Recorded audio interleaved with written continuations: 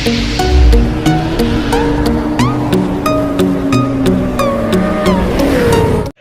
guys, may panibagong videos naman tayo. CT125 Badja. So bali ang ginawa ko dito, hindi ko na po pinakita yung pag top overhaul ko kasi pinalitan ko siya ng valve seal at pinalitan ko rin siya ng piston ring. So ang problema nito guys, pag nagtatap kayo, kailangan nyo magtatanggal ng side cover dito sa part ng magneto. Kasi dito po yung pinaka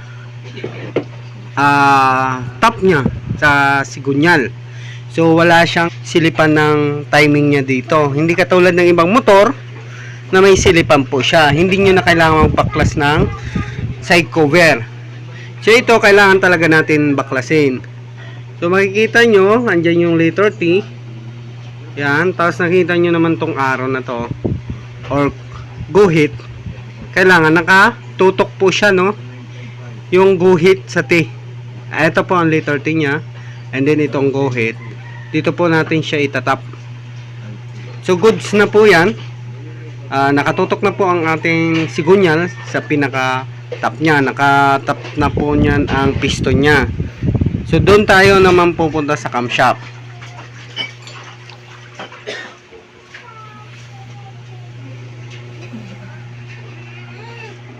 So dito tinanggal ko siya kasi may pinalitan rin ako dito, ano.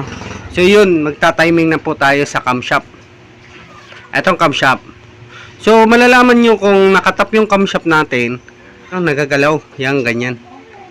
Pero pag once na hindi siya gumagalaw, ibig sabihin hindi siya nakatap ang ating camshaft.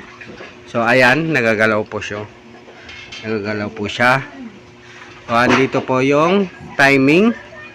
So makikita nyo po guys, pag once na ito isentro mo siya dito sa groove ng ating camshaft, so ang turo ng ating letter T, eto, makikita nyo, nakalihis siya dito.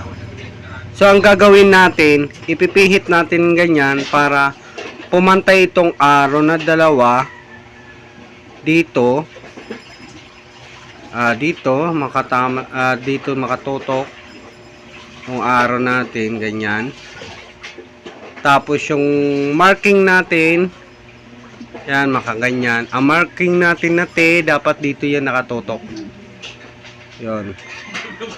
So dyan isisentro lang natin yan. So ilalagay na natin yung timing gear.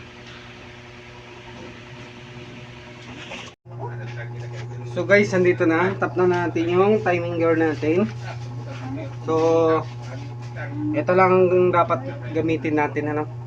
So hahatakin na natin. Ayan, tanggalin natin to.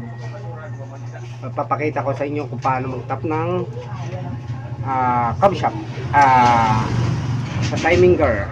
Ayan.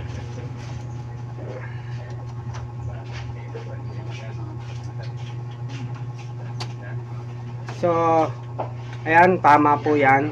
Kaso lang nakalimutan ko po yung washer nya. Yun.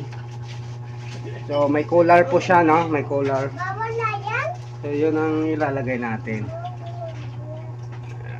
Sorry lang.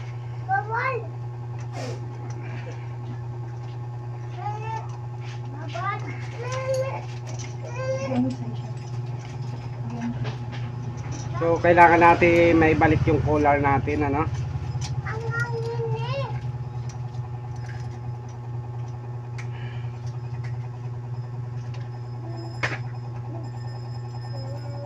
Isang ngipin, lihis.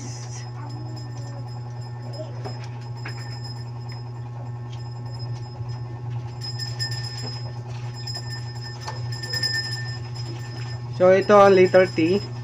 Nakasentro siya dyan. So yan ang tamang timing. Makikita nyo naman, may dalawang point siya dito. Ito, tapos ito. Ilalagay nyo lang siya sa pinaka gitna. Yan. Tapos ito na gilid, nakatutok yung pakanya, no. Tutok po yan, pantay po yan. So nakatap na po ang ating camshaft. So, ganun lang ka-easy mag-tap ng ating timing gear sa camshaft. So, ilalagay na rin natin yung tensioner para maitulak yung ating timing chain. So, basic din, makikita nyo rin yun sa ginawa ko sa XR200 kung paano natin ito pinapaatras. Pagkatanggal nyo nitong bolt dito sa butas niya, and then pipihitin nyo lang siya, no? Yan, no? Pipirsahin nyo lang para umi-steady. Ayan, umi-steady na po siya. So, pwede na natin siya ibalik dito. Ganyan.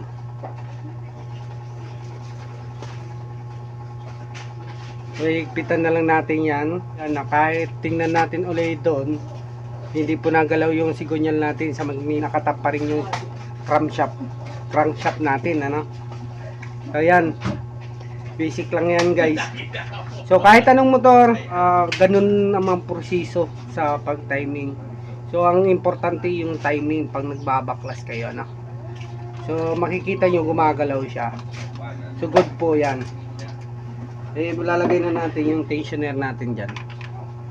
Para maitulak ng tensioner yung chain guide sa timing chain. So, ayan, guys. Nakatutok pa rin siya, no? Yan. Ito lang ang di maganda sa city banja. Pag magta-timing kayo, magbabaklas kayo ng head, kailangan nyo magbaklas ng sa magneto. Kasi para masipat nyo yung pinaka tamang timing. Ang iba kasi hinuhula-hula na lang. Pag tinap nila ng piston, goods na yun sa kanila. Pwede na nila i-timing. Pwede rin yung gawin, kaso lang hindi ako satisfied sa ganung gawain. So, mas gusto ko yung nakikita ko talaga ang marking. So, WhatsApp na lang, guys. Simbolin ko lang, ano. Tapos, try natin paandarin. So, guys, andito na po na symbol ko na po. Nailagay ko na po yung mga side cover nya. So, hindi ko na po pinakita yung pag-assemble natin. So, ganun lang. Tatanggalin nyo lang mga bolt, tapos ibabalik. So, hahaba pa kasi yung videos. Dito rin. Ayan. Hindi ko pa naikabit yung cover. So, ayan na po. Naikabit ko na mga timing cover nya sa crankcase. So, lahat na po. So, try na natin yung timing natin kung goods po, ano. So, lininisan ko na rin yung carb. Di ko rin pinakita.